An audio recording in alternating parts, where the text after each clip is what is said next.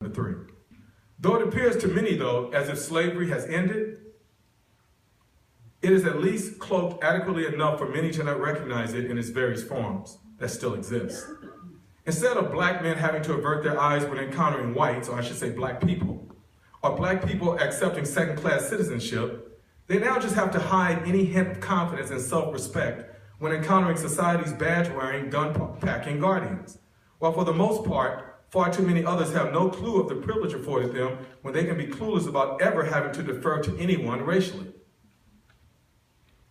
The fact that a white man, the mayor of a major city in the US, Bill de Blasio, could be taken to task for sharing with his constituency that he has to caution his biracial son about his interactions with the police is disheartening, especially because it is real talk.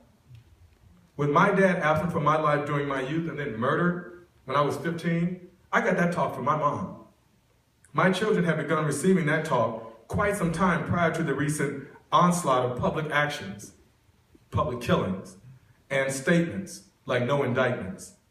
The fact that NYPD officers would undercut the sentiment of the slain officers' funerals by turning their backs on Mayor de Blasio sadly, though ironically, reveals that their issues with the mayor were more important than not making a political statement while putting our fallen heroes to rest.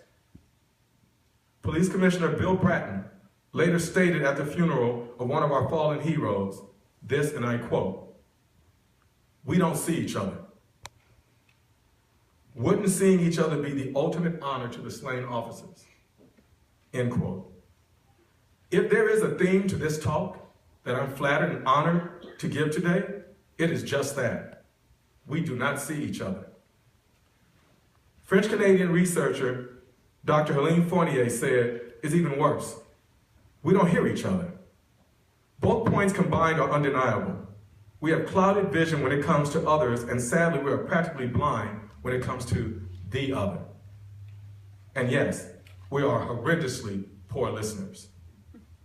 Though I didn't mention them earlier in my opening list, none of the following people were or are effectively humanely seen or heard either.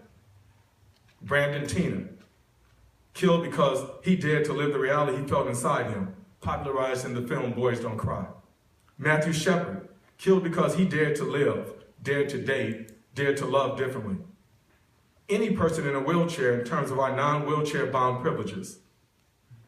And 3 new heroes I've acquired from watching Selma, 2 of whom add more weight to the concept of ally for me. Jimmy Lee Jackson, who died saving his mother, something that we would all, I imagine, do. Pastor James Reed, father of 4. Viola Liuza, mother of 5. Pastor James Reed and Viola Liuza, that's your last homework assignment. If you haven't seen the film, you need to see it and you need to remember those characters when you encounter them. You should Google it. They are really, really significant and are big time on my radar screen now.